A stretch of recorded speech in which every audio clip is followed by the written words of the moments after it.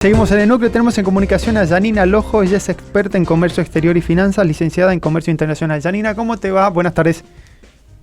Hola, ¿qué tal? ¿Cómo te va? Buenas tardes. Muy bien, Yanina, muchas gracias. Te convocamos este fin de semana sobre todo para hablar sobre lo que es esta segunda etapa del plan de gobierno de Javier Milei, donde plantean crecer con cepo pero sin dólares.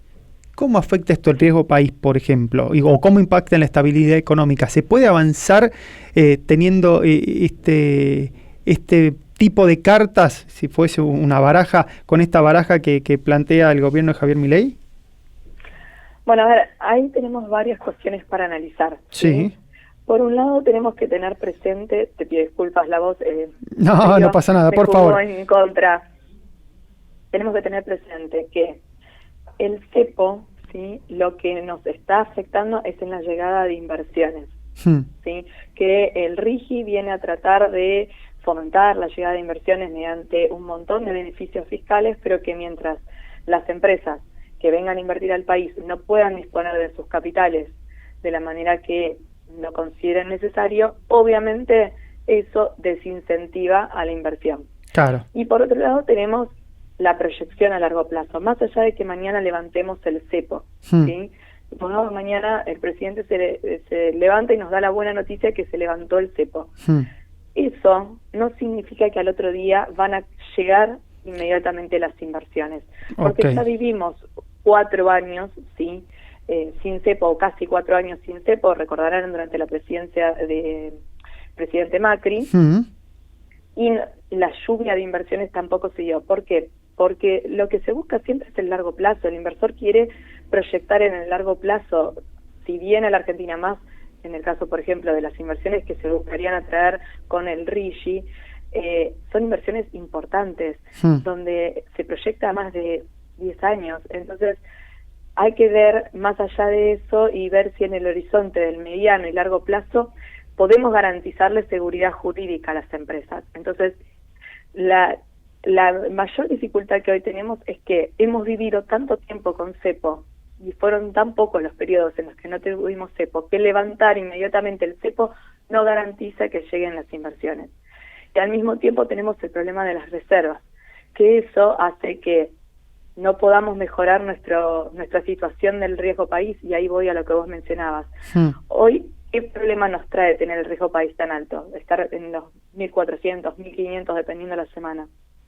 Que no podamos recurrir a buscar financiamiento en el exterior, más allá de lo que es el Fondo Monetario Internacional o algún otro organismo multilateral que nos pueda hacer un préstamo. En esas condiciones, obviamente que es muy difícil para la Argentina, con las reservas tan bajas, poder salir del cepo, porque nos dejaría muy expuestos ante cualquier movimiento del mercado que podría provocar un salto en el tipo de cambio. Obviamente, la Argentina ha tenido periodos de recuperación aún con cepo, que es distinto a decir que crecimos con cepo. Y claro, es muy probable que en el corto plazo empecemos a ver cierta recuperación en la economía. O sea, hay sectores que están mostrando señales de recuperación y el cepo sigue estando. Lo que tenemos que apuntar es al crecimiento en el largo plazo, y ahí lo que tenemos que ir a ver es el PBI, y realmente que el PBI no solamente crezca en el periodo inmediato posterior, sino que se sostenga, ¿sí?, que volvamos a tener tasas de crecimiento de PBI constantes en el tiempo. Y en el gobierno se está trabajando, estará trabajando justamente para generar las condiciones para que eso se pueda sostener en el tiempo, porque muchas veces lo que nos pasa, a los que no sabemos de economía y demás, te da la sensación de que se tratan de parches, ¿viste? Bueno, pongo un parche acá, pongo un parche allá, pongo un parche allá, pero en algún momento tenés que, si fuese una pileta, tenés que cambiar la lona principal de la pileta, porque si no la pileta en algún momento, por más parche que tenga, se va a terminar rompiendo por todos lados, que creo que es lo que pasó un poco en 2023, ¿no?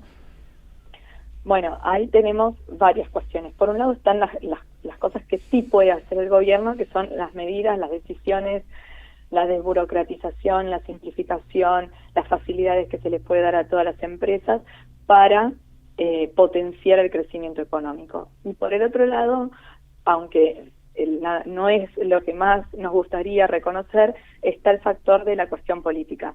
¿Por qué? Porque si, y más allá de quien gobierne, hay cuestiones que no se ponen de acuerdo desde lo que es la dirigencia política que se van a mantener en el tiempo, eso hace o complejiza, ¿sí?, de que el inversor en el largo plazo confíe en venir a poner sus dólares en la Argentina. Yo siempre cito el ejemplo de Brasil. Uh-huh. ¿Sí? Brasil en los últimos 30 años hay cuestiones que se pusieron de acuerdo, que no importa qué partido gobierne, ¿sí?, no se tocan, no se modifican. Si nos vamos a Chile pasa algo parecido, hay cuestiones que son como bases, que no se tocan, y eso hace que el inversor tenga cierta confianza. Y creo que eso es lo que nos falta a nosotros, que los políticos se pongan de acuerdo para que haya cuestiones bases, ¿sí?, económicas, que le den al inversor las garantías de que venir a la Argentina hoy no lo compromete o no lo pone en una situación quizás bastante desfavorable dentro de unos años. Claro, exactamente. Y en lo que respecta al plano legislativo, ¿tiene maneras también el gobierno de generar cambios estructurales? Porque si no, lo que pasa es, viene un gobierno, pone un decreto, viene el otro gobierno, saca ese decreto y pone un decreto que va contrario a ese. Viene un gobierno, como por ejemplo pasó con Macri, hace un blanqueo donde te dice, bueno, nadie va a saber qué es lo que blanqueaste vos. Viene otro gobierno y muestra el listado con nombre y apellido hasta el monto que blanqueó cada uno. O sea, esto de la estabilidad jurídica y la estabilidad legal en la Argentina, ¿puede hacer algo concreto el gobierno de Javier Milei para generar esa certidumbre, por ejemplo, como vos comparás en Brasil, que más allá de las líneas políticas que van cambiando radicalmente opuestas, por ejemplo, entre Bolsonaro y Lula da Silva, por ejemplo, sin embargo, las inversiones siguen llegando? Bueno, en cuanto al plano legislativo, el gobierno hoy no tiene más opción que tener que hacer acuerdos con otros bloques, y a veces eso ayuda, sí, a la democracia, el hecho de tener que negociar, pero lo que tiene que haber, vos mismo lo dijiste, es que lo que suceda en este gobierno, cuando cambie de gobierno, no se tire para atrás, y eso solamente se va a lograr si desde lo que es la política se ponen de acuerdo sobre puntos fundamentales. Decir, bueno, queremos que la Argentina crezca y para eso vamos a mantener esta política, no importa si mañana gobierna Milei o gobierna alguien de la oposición. Ya pasa por lo político, no por lo económico. Entonces, vuelvo sobre lo mismo. Es un acuerdo de las fuerzas políticas. Muchas veces se ha nombrado el famoso pacto de Moncloa, Uh-huh. en simultáneo, diciendo que la Argentina necesita su propio pacto de Moncloa. Ojalá que algún día logremos eso, logremos ponernos de acuerdo, que las fuerzas políticas se pongan de acuerdo sobre cuál es el rumbo que tiene que mantener la Argentina, y quizás durante 4 años tenemos un gobierno más de derecha, otros 4 años tenemos un gobierno más de centro, otros 4 años tenemos un gobierno más de centro-izquierda, como pasa en Brasil, pero hay puntos claves que no los tocamos y que son los que apuntalan el crecimiento económico, porque a la larga eso mejora la calidad de vida de los argentinos. Claro, exactamente. Eso es uno de los grandes desafíos que tenemos como sociedad, de sentar las bases. ¿Ves que el gobierno haya enviado dentro de este mega paquete de esta ley bases que después se fue achicando y demás? ¿Viste vos en ese gran panorama algo que consideres, che, si todos se pusieran de acuerdo en este punto, podríamos empezar a tener unas mejores bases? Yo creo que, no sé si fue dentro del gran paquete, pero me quedo con los primeros puntos, ¿vos te acordás los primeros 10 puntos del pacto de mayo, que después se terminó firmando más adelante, sí, que se modificaron algunos puntos? Yo creo que ese pacto de mayo, si realmente toda la comunidad, ¿sí? Toda la sociedad lo toma como los fundamentos, ese puede ser un buen norte, porque en cada uno de esos puntos hay cuestiones que después se van a la ley bases, ¿sí? Y vas a encontrar algo vinculado con la ley bases, que apuntalan la sociedad y por ende apuntalan la economía y la política. Entre todos se retroalimentan. Para mí, creo que más que la ley bases, el pacto de mayo, si se respeta y realmente se asume como un compromiso en el largo plazo, eso sí podría sentar las bases para un crecimiento sostenido. Janina, el gobierno viene anunciando viene diciendo, porque todavía no hay un anuncio formal, de que en septiembre, en teoría, bajaría 10 puntos de los 17 que tiene el impuesto país. ¿Qué significa ¿correcto? eso? Y que, sobre todo, para la economía de a pie, de aquel que por ahí contrata desde un servicio de streaming o que tiene la posibilidad de irse de viaje a Brasil o a Chile o donde sea. Bueno, vamos a ir por parte. Sí. En diciembre nosotros teníamos el impuesto país alcanzó a la importación de bienes y servicios en su totalidad Ujú. en julio del año pasado. Ya antes de eso veíamos grabado con impuesto país, mucho antes de eso, porque esto surge en pandemia, los servicios de streaming, los pasajes al exterior, la compra de moneda extranjera para el atesoramiento, el famoso dólar ahorro, ¿no? Sí. Las compras con la tarjeta de crédito, bueno. La alícuota general que se le aplica desde julio a las importaciones es del 7,5%. Hay productos que pagan alícuotas más altas. En diciembre, el ministro de Economía, Caputo, toma la decisión de subir 10 puntos, la alícuota está del 7,5%, y llevarla al 17,5%, de manera transitoria.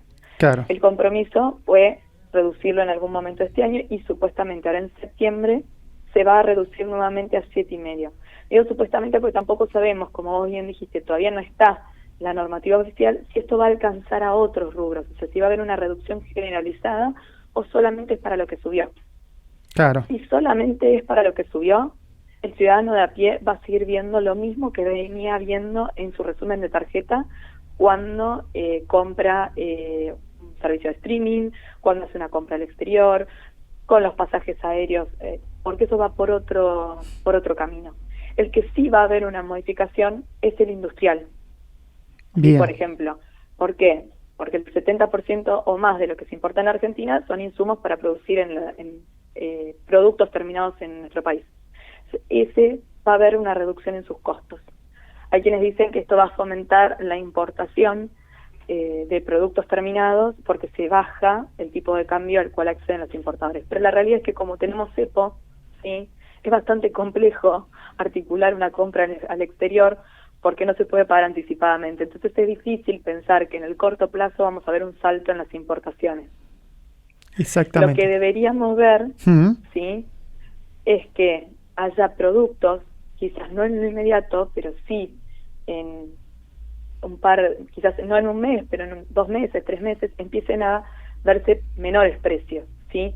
Lo que se está importando y va directamente al consumidor debería reflejar un ajuste hacia la baja porque se accede a un tipo de cambio más bajo y lo que se produce en el país debería operar a la baja por obviamente, una reducción en los costos. No es lineal, no es inmediato, debería verse, más teniendo en cuenta que el gobierno se comprometió a no promover la renovación de la ley en diciembre, lo cual implicaría que en diciembre sí se terminaría el impuesto país para todo. Ahí sí, porque en teoría no lo renovarían. Exacto. Okay. Si la ley del impuesto país llega al 31 de diciembre y no se renueva, ahí sí desaparecería el tipo de cambio diferencial para todas las operaciones que hacemos que implican compra de divisa, pago de un servicio de streaming, un pasaje aéreo. Eso es si no se modifica, si no se saca una ley nueva, etcétera. Janina, muchísimas gracias por tu comunicación, que tengas un gran fin de semana y que te mejores de la voz. Gracias a vos, un placer y buen fin de semana para todos. Hasta luego, gracias.